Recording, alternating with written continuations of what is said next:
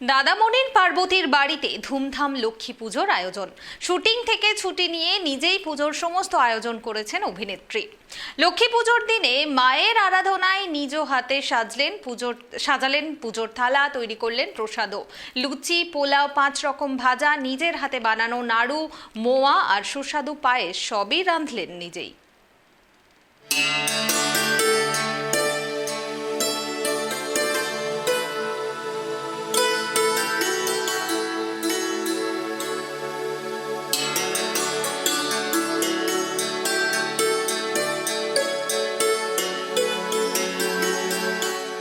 নমস্কার, কেটিভি বাংলায় আপনাকে স্বাগত। আর আজকে কোজাগরি লক্ষ্মী পুজোর এবং সেই লক্ষ্মী পুজোয় আমি পার্বতীর বাড়িতে এসেছি।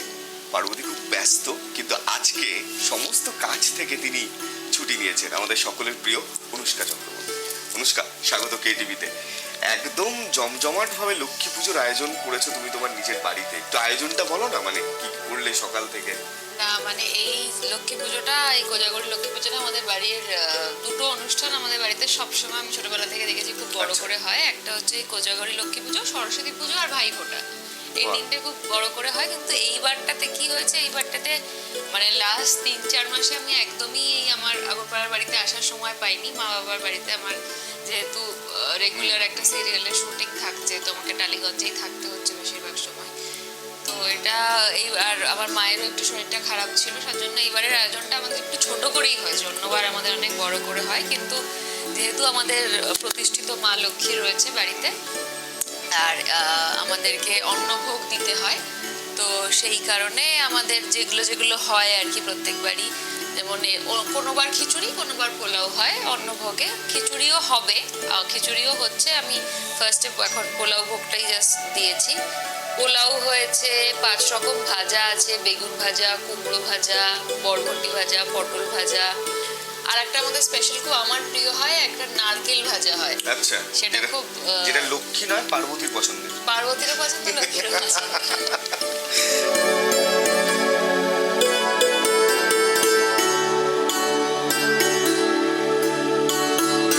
এত কিছু জানার পর সবাই জানতে চাইবে যে এখানে তো কি কি রান্না, কি কি জায়গায় হেল্প করলো অনুষ্কা। আমি আজকে খুব একটা, অন্য বছর আমি আরো বেশি কাজ করি, কিন্তু এই বছর আমি খুব একটা কিছু করতে পারিনি। আমি পুজোর জোগাড়টা অনেকটা করেছি, এবং রান্নার মধ্যে বলতে গেলে আমি 5টা ভাজা আমি করেছি, আর লুচিটা আমি ভাজবো আমি বলে রেখেছি, আর আর পায়েসটা হাফ মা করেছে, হাফ আমি করেছি। বাহ,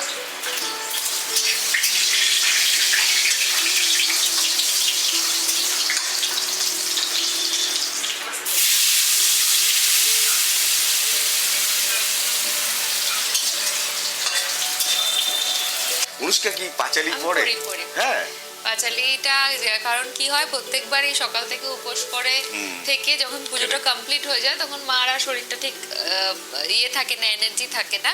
তখন আমাকে ছোটবেলা থেকে আমাকে বলতো তুই পড় তুই পড়, তখন আমি বলতাম যে কেন, আমার তো বিয়ে হয়নি, এটা তো বউরা পড়ে। তখন এখন যখন পড়তাম তখন দেখতাম যে এর সাথে বিয়ে বা না বিয়ে হওয়ার কোনো বিষয় নেই, এটা বেশ মজাই লাগে।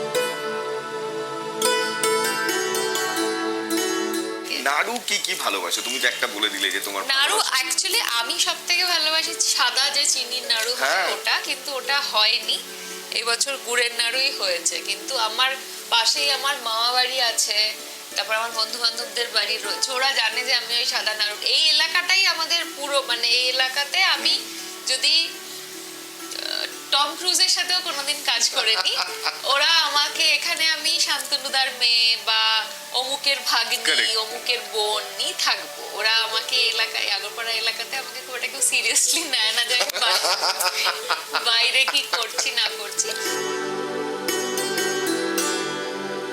এই যেমন আমাদের বাড়ির পুজোটা আমার মা আমার দাদাকে দিয়েই করায়, তো এরকম বাইক চালিয়ে আসে জিন্স আর টি শার্ট পরে, তারপর ব্যাগের মধ্যে করে ধুতি আর নামাবলিটা নিয়ে আসে, তারপর চেঞ্জ করে পুজো করে, আবার জিন্স আর টি শার্ট পরে বাইক চালিয়ে চলে যায়। এরকম ভাবে করে, কিন্তু পুজো যখন করে তখন তুমি দেখবে যে খুব সুন্দর। এটা থেকে অনেকের লাকি। আমরা সবসময় ভাবি যে পুরোহিত মশাই আসছেন, খুব তাড়াতাড়ি পুজো করে চলে গেল, কিন্তু তোমার বাড়ির অনেকক্ষণ, মোটামুটি একটা মন্ত্র কিন্তু মিস করে না।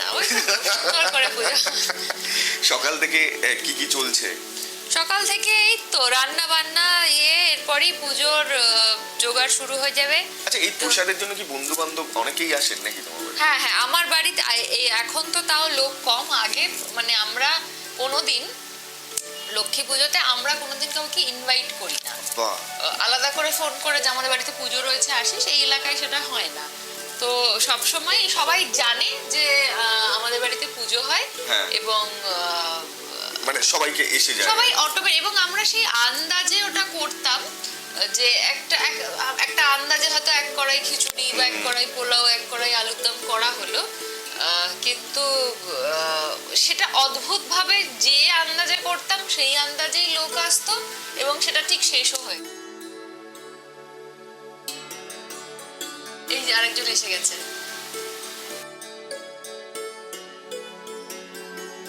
বাহ, এত কিছুর আয়োজন হয়ে গেছে, অনেকটা লেটে তুমি এসছো। মানে ও বলছে একটু পরে গিয়ে লুচি ভাজা শুরু করবে, ইতিমধ্যে অনেক কিছু করে ফেলেছে, নাড়ু টাড়ু বানিয়েছে। কেমন লাগছে মা লক্ষ্মীকে? খুব সুন্দর লাগছে। আরে, মানে প্রতিমা মা লক্ষ্মী তো ভালোই লাগে। প্রতিমাকেও ভালো লাগছে, ওকেও খুব ভালো লাগছে। আচ্ছা। আর আমি আজকে সত্যি লেট হয়ে গেল আমার, কারণ আজকে আমি ভেবেছিলাম ওর সাথেই বেরিয়ে আসবো সকালবেলা, কিন্তু আসতে পারলাম না। কিন্তু ও সকালবেলা থেকে এসে যে পরিশ্রমটা করেছে সেটা সত্যি খুব কোন কোন ইয়েটা, মানে ধরো মা লক্ষ্মীর ও নারকেল ভাজার কথা বললো, যেটা ওর ফেভারিট। তোমারও নিশ্চয়ই ওর হাতের, তোমার লক্ষ্মীর হাতের কোনো না কোনো ডিশ ফেভারিট। হ্যাঁ, কিন্তু পুজোর দিন ওগুলো বলা যাবে না। ওর খুব একটা এসব আমার খুব নিরামিষ জিনিস খুব একটা আমার প্রিয় নয়। বুঝে গেল যে আমিষটাই তুমি। হ্যাঁ, আমিষই খাই তুমি আমি। বলেই দাও না কি আছে, তো খাচ্ছ তো আর না বলছো, বলেই Correct, দাও। correct, correct. ঠাকুরের সামনে আছে। ও 2-3টে ডিশ খুব ভালো বানায়, মানে খুব ভালো, মানে আমার লাইফে খাওয়া বেস্ট, ওটাই মরে যাওয়া অব্দি খাবো। বিরিয়ানি খেতে আমরা দুজনেই খুব ভালোবাসি, আর ওর তো অবসেশন আছে বিরিয়ানি নিয়ে। মানে ও এরকম হয়েছে ব্রেকফাস্ট লাঞ্চ ডিনারে বিরিয়ানি খেয়েছে। কে টিভির দর্শকদের লক্ষ্মী পুজোর অনেক অনেক শুভেচ্ছা। শান্তনুদা যে এত দূরে এসেছে আমাদের এখানে, তো আমার খুব ভালো লাগছে। আর আমার মনে হয় যে সবাই খুব ভালো, মানে সবাই খুব আনন্দ করো, আর অনেক অনেক শুভেচ্ছা। যারা দেখছেন কেটিভির সমস্ত দর্শককে আমার তরফ থেকে শারদীয়া, লক্ষ্মী পুজো এবং আগাম দীপাবলির অনেক অনেক শুভেচ্ছা। সবাই ভীষণ আনন্দ করুন, ভালো থাকুন, সুস্থ থাকুন, দেখতে